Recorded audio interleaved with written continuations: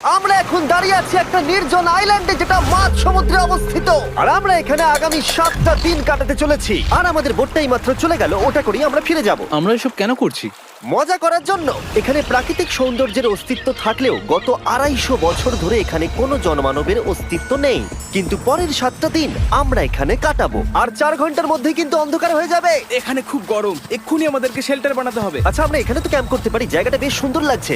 তাহলে আমরা এখন এখানে জিনিসগুলো রেখে কাঠ আনতে যাচ্ছি, আর তোমরা দুজন। আমরা ক্যাম্প বানাচ্ছি।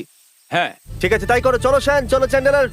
কি করে ক্যাম্প বানায়? আমি জানি না। আর তাই আমরা তাড়াতাড়ি কাজ শুরু করে দিলাম, কিন্তু আমাদের সাবধান থাকতে হচ্ছিল, কারণ তোমার উপরে পৃথিবীর সব থেকে বিপজ্জনক গাছ রয়েছে, যেটা কাটলে খুবই বিষাক্ত আঠা বের হয়, যা তোমাকে প্রাণে মেরে দিতে পারে।